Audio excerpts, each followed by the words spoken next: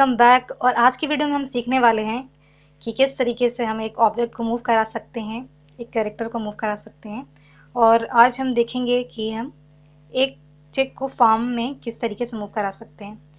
तो सबसे पहले यहाँ से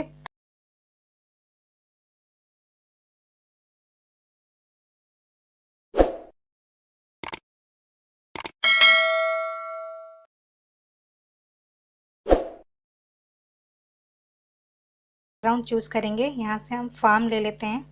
अगर आप सर्च करेंगे तब भी आपको फार्म मिल जाएगा। ये रहा फार्म, यहाँ से सेलेक्ट कर लेंगे।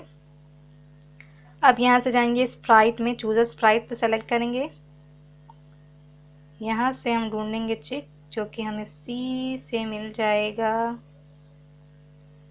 ये रहा चिक।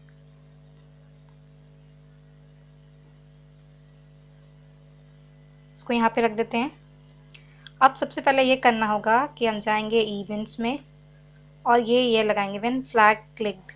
ये हम इसलिए लगाएंगे क्योंकि जब हम यहाँ से फ्लैग को प्ले करेंगे तब ही ये कोड काम करेगा, मतलब तब हम लोग देख पाएंगे इसका रिजल्ट।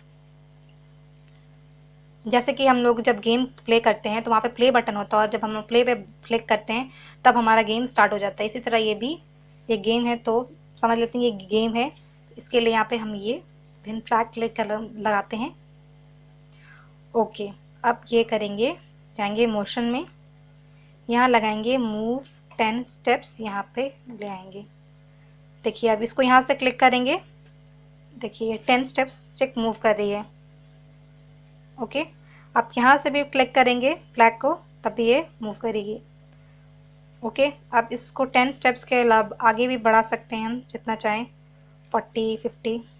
ये 400 ज़्यादा हो गया। देखिए ये ज़्यादा जंप कर रही है। अब हम इसमें साउंड ऐड करते हैं। जाएंगे हम साउंड में और यहाँ पर क्योंकि ये चिक है तो इसका साथ ही में यहाँ पे हम लोगों का साउंड खुद से चेंज हो जाता है। अदरवाइज़ हम लोगों को यहाँ साउंड्स में जाके इसका चेंज करना पड़ता है, जो भी साउंड हम सेलेक्ट करना चाहें।